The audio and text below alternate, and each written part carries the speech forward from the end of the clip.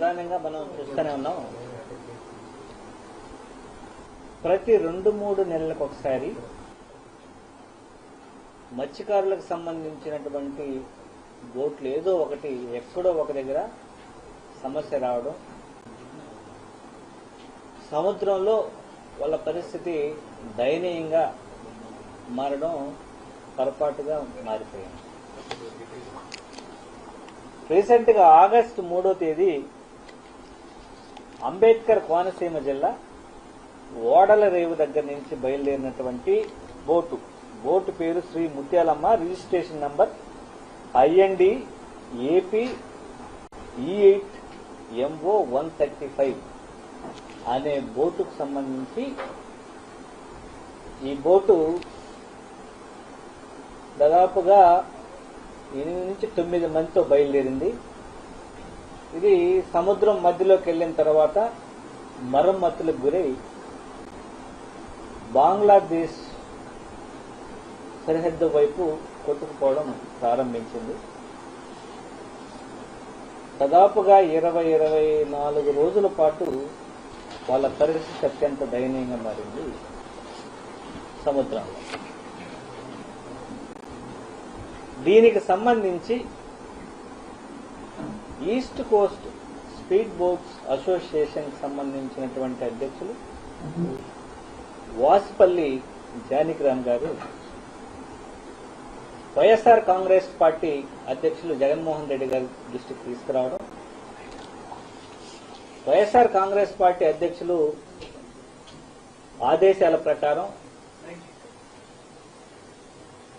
అమిత్ షా గారికి కానీ, defence minister Rajnath Singh గారికి కానీ, అలాగే ఎక్స్టర్నల్ అఫైర్స్ మినిస్టర్ జయశంకర్ గారికి, అలాగే శ్రీలంకన్ ఇండియన్ ఎంబసీకి, బంగ్లాదేశ్ ఇండియన్ ఎంబసీకి, మయన్మార్ లో ఉన్నటువంటి ఇండియన్ ఎంబసీకి అన్నిటికి కూడా లేఖలు రాసి వాళ్ళ ఆఫీసులతో కోఆర్డినేట్ చేసుకోవడం, దీనికి సంబంధించి కోస్ట్ గార్డు విపరీతంగా గాలింపు చర్యలు చేపట్టడం. మామూలుగా ఒక 3 రోజుల పాటు గాలింపు చర్యలు చేసి సైలెంట్ అయిపోతుంటారు. కానీ అలా కాకుండా వైఎస్ఆర్ కాంగ్రెస్ పార్టీ ప్రతిపక్ష పార్టీగా కేంద్ర ప్రభుత్వం మీద ఒత్తిడి తీసుకొచ్చి నిరాటంకంగా గాలింపు చర్యలు చేపట్టడం జరిగింది. అలాగే ఇటు నార్త్ ఈస్ట్ వైపు కూడా కోస్ట్ గార్డుకి సంబంధించినటువంటి హెడ్ క్వార్టర్కి సంబంధించినటువంటి ఆఫీసర్స్తో మా పార్టీకి సంబంధించినటువంటి వాసిపల్లి జానకిరామ్ కూడా టచ్లో ఉండి నిరంతరం గాలింపు చర్యలు చేపట్టడం. అలాగే దేవుడి దయ వల్ల వారు వెస్ట్ బెంగాల్కు సంబంధించినటువంటి ఒక మత్స్యకార బోట్లో ఉన్నటువంటి మత్స్యకారులు కంటపడ్డం. వాళ్ళు కూడా పాపం ఫిషింగ్ చేసుకోకుండా ఈ బోట్ని తాడుతో కట్టుకుని లాస్ట్కి దీఘా తీర ప్రాంతానికి తీసుకురావడం జరిగింది నిన్న సాయంత్రానికి. సో ఇంత రిపీటెడ్ గా ఇన్సిడెంట్ జరుగుతున్నా ఆంధ్ర రాష్ట్ర ప్రభుత్వం ఏం చేస్తా ఉంది? దాదాపుగా 900 కిలోమీటర్ల తీర ప్రాంతం ఉన్నటువంటి ఆంధ్రప్రదేశ్ రాష్ట్రంకు ఎక్కువ మంది తీర ప్రాంతంలో ఉన్నటువంటి వాళ్ళందరూ కూడా సముద్రపు వేట మీదే ఆధారపడి జీవిస్తున్నటువంటి ఆంధ్ర రాష్ట్ర తీర ప్రాంత ప్రజలకు ఏం భరోసా ఈ రాష్ట్ర ప్రభుత్వం కల్పిస్తా ఉంది? ఈ రాష్ట్ర ప్రభుత్వం తరపు నుంచి ఎందుకు బోట్ సంబంధించినటువంటి సేఫ్టీ ఆడిట్ నిర్వహించట్లేదు? తగినటువంటి సలహాలు సూచనలు ఎందుకు ప్రభుత్వం నుంచి అందివ్వట్లేదు? ఎందుకు వాళ్ళకి శాటిలైట్ ఫోన్స్ ఎందుకు అందివ్వకూడదు ప్రతి బోటుకు సంబంధించి? ఈరోజు చాలా మంది మత్స్యకారులు నా దృష్టికి తీసుకొచ్చారు. ఏమని? దానికి ఇచ్చినటువంటి ట్రాన్స్పాండర్లో టెక్నికల్ ఇష్యూస్ ఉన్నాయి. అలాగే ఈ నావిగేషన్ ఎక్విప్మెంట్ ప్రాపర్ గా పనిచేస్తుంటే నిరాటంకంగా దానికి సోలార్ ప్యానెల్స్ అమర్చి వాళ్ళు ఎక్కడుంది అనేది ఈజీగా ఐడెంటిఫై చేయడం, వాళ్ళని రెస్క్యూ చేయడం చాలా ఈజీ అవుతుంది.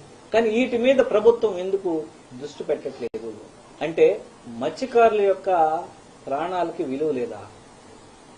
మత్స్యకారుల జీవితాలు ఏ విధంగా ఉంటాయి? ఒక రోజు సముద్రంలోకి వేటకి వెళ్తే వాళ్ళు తిరిగి వచ్చే వరకు సముద్రం ఏ విధంగా అయితే అల్లకల్లోలంగా ఉంటుందో తుఫాను సమయంలో ఆ కుటుంబ సభ్యులు కూడా మనసులో ఆ విధంగా తల్లడిల్లిపోతూ ఉంటాయి. వాళ్ళ బాధను ఎందుకు గుర్తించట్లేదు? యాజ్ ఎ ప్రతిపక్ష పార్టీగా వైఎస్ జగన్మోహన్ రెడ్డి గారి యొక్క ఒత్తిడి మేరకు ఈరోజు కేంద్ర ప్రభుత్వంకి సంబంధించినటువంటి అధికార యంత్రాంగం మొత్తం పనిచేసింది. వాళ్ళకి ప్రత్యేకంగా ధన్యవాదాలు తెలియజేస్తాం. అలాగే అధికారంలో ఉన్నటువంటి కూటమి ప్రభుత్వం మీరు ఎందుకు ప్రత్యేక చొరవ తీసుకోవట్లేదు? దాదాపుగా 7 ఇన్సిడెంట్లు ఇప్పటి వరకు జరిగితే ఒకసారి 6 మంది గల్లంతయ్యారు, ఒకసారి 8 మంది గల్లంతయ్యారు, ఒకసారి 7 మంది గల్లంతయ్యారు. ఇట్లా మనం ఎటు చూసినా కూడా ఎక్కడ జాలర్లో పట్టుబడ్డారు, బంగ్లాదేశ్ లో పట్టుబడినా, శ్రీలంకలో పట్టుబడినా, పాకిస్తాన్ లో పట్టుబడినా, మన ఆంధ్ర ప్రాంతానికి సంబంధించినటువంటి మత్స్యకారులు ఎక్కడో ఒక దగ్గర వీళ్ళు కనిపిస్తూనే ఉన్నారు. ఎందుకు ప్రత్యేకంగా వీళ్ళకి సరైనటువంటి సలహాలు సూచనలు ఇచ్చి, ప్రభుత్వ ప్రోత్సాహాలు ఇచ్చి, వాళ్ళకి సరైనటువంటి ట్రైన్ చేసి వాళ్ళకి కావాల్సినటువంటి స్పీడ్ బోట్లని, డీప్ సీ బోట్లని, వాళ్ళకి రుణాలు వాళ్ళకి అందించి వీళ్లే సొంతంగా ఫిషింగ్ చేసుకునే పరిస్థితికి ఎందుకు తీసుకురావట్లేదు మత్స్యకార కుటుంబాలకి? ఇవన్నీ ప్రభుత్వం నిమ్మకు నీరెత్తినట్టు ఉండడం, మత్స్యకారుల మీద శీతకన్ను వేయడం వల్ల ఈరోజు ఈ రాష్ట్రంలో ప్రతి 2-3 నెలలకి మత్స్యకారులకు సంబంధించినటువంటి ఘటనలు ఏది జరిగినా హృదయ విదారకంగా తయారవుతా ఉంది. కాబట్టి రాష్ట్ర ప్రభుత్వం వెంటనే స్పందించి మత్స్యకారులకు సంబంధించినటువంటి బోట్లకు సంబంధించినటువంటి సేఫ్టీ కానీ, అలాగే వాళ్ళకి శాటిలైట్ ఫోను అందివ్వాలని, అలాగే ట్రాన్స్పాండర్లో ఉన్నటువంటి టెక్నికల్ ఇష్యూస్ని రిజాల్వ్ చేయాలని, అలాగే నావిగేషన్ ఎక్విప్మెంట్ ప్రాపర్గా 24/7 పనిచేసేటట్టు, పవర్ బ్యాకప్ ఎలాంటి ఇబ్బంది లేకుండా సోలార్ ప్యానల్స్ ఫిట్ చేయించి వాళ్ళకి ఇవ్వాలని వైఎస్ఆర్ కాంగ్రెస్ పార్టీ నుంచి డిమాండ్ చేస్తాం.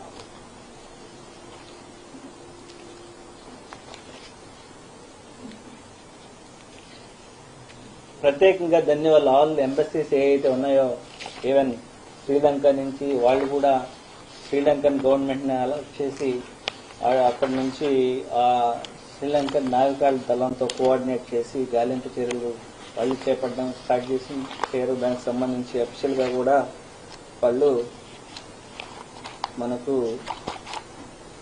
రిప్లై ద్వారా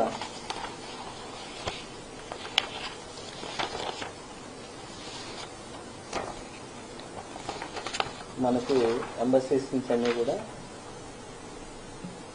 పంపించారు. ఎందుకంటే ఆ దేశాల్లో వాళ్ళు కూడా యాక్టివేట్ అయ్యారు. సో వీళ్ళందరికీ ప్రత్యేకంగా ధన్యవాదాలు తెలియజేస్తాను వైఎస్ఆర్ కాంగ్రెస్ పార్టీ. మత్స్యకారులకు సంబంధించి మా కనెక్టింగ్ పాయింట్ వాసుపల్లి జానకిరామ్ గారు టచ్లో ఉండి ఎప్పటికప్పుడు వాళ్ళతో కోఆర్డినేట్ చేస్తా ఉన్నాం. సో నిన్న సాయంత్రానికి వాళ్ళు అందుబాటులోకి రావడం, దానివల్ల సో వాళ్ళ ప్రాణాలకు ఎలాంటి అపాయం కలగకుండా సేఫ్గా ఒక మత్స్యకార బోట్కి సంబంధించి వాళ్ళు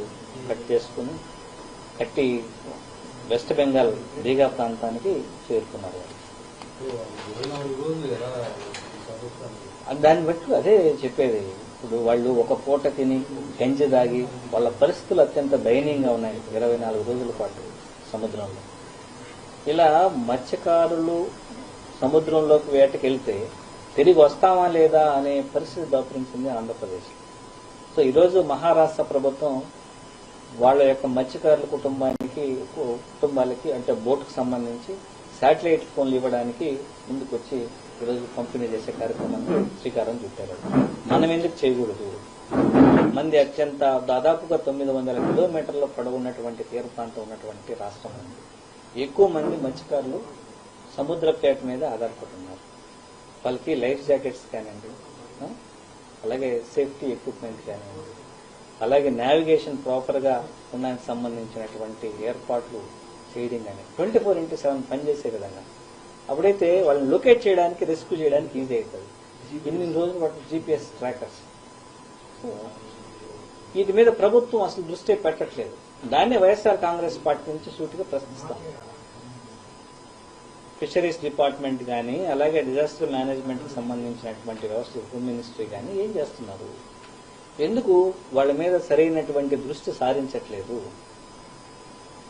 ప్రతిపక్ష పార్టీగా వైఎస్ జగన్మోహన్ రెడ్డి గారి సమర్థవంతంగా ఆయన పాత్రను ఆయన పోషిస్తూ ఉన్నారు. ప్రభుత్వం మీద ఒత్తిడి తీసుకొస్తున్నారు. కానీ ప్రభుత్వం చేయాల్సిన పని ఏం చేస్తుంది? వైఎస్ జగన్మోహన్ రెడ్డి గారు అధికారంలో ఉన్నప్పుడు మత్స్యకారుల యొక్క అభ్యున్నతి కోసం వాళ్ళు బాగుండాలని దాదాపుగా 10 ఫిషింగ్ హార్బర్లు కట్టడం జరిగింది. మత్స్యకార భరోసా, వేట లేని సమయంలో వాళ్ళు పస్తులు ఉండకూడదని మత్స్యకార భరోసా స్టార్ట్ చేయడం జరిగింది. అలాగే ఆయన ఏంటంటే ఒక ఎఫ్పిఓ లాగా ఏర్పాటు చేసి వాళ్ళందరికీ డీప్ సీ ఫిషింగ్ బోట్స్ ఇవ్వడానికి ఆయన సమాయత్తమయ్యారు. ఆ లోపల ఎలక్షన్ రావడం, కూటమి ప్రభుత్వం అధికారంలోకి రావడం, వాళ్ళు ఆ ప్రతిపాదనలన్నీ కూడా తొంగలో దొక్కడం జరిగింది. సో ప్రతిదాన్ని రాజకీయానికి ముడిపెట్టకుండా మత్స్యకారుల యొక్క వెల్ఫేర్కి ఏం చేస్తున్నారు, అలాగే మత్స్యకారుల యొక్క సేఫ్టీకి ఏం చేస్తున్నారు, వాళ్ళ జీవితాల భద్రతకి ప్రభుత్వం ఏం చేస్తుంది అనేది దృష్టి పెట్టకుండా ప్రతిదీ రాజకీయాలతో ముడిపెట్టి ప్రతి అంశాన్ని రాజకీయ కోణంతో చూడకుండా చిత్తశుద్ధితో ఈ ప్రభుత్వం పనిచేయాలని వైఎస్ఆర్ కాంగ్రెస్ పార్టీ నుంచి డిమాండ్ చేస్తారు.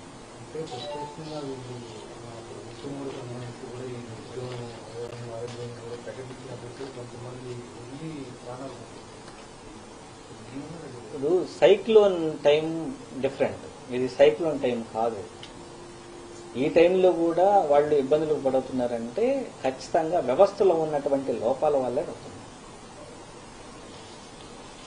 Thank you. 9 మంది లోకల్ బాడీ ఎలక్షన్స్ మీద అన్న, ఇది కంప్లీట్ గా ఇది వేరే ఇష్యూ మీద నేను ప్రెస్ మీట్ పెట్టాను. ఇష్యూ అది డైవర్ట్ అయిపోతుంది, సపరేట్.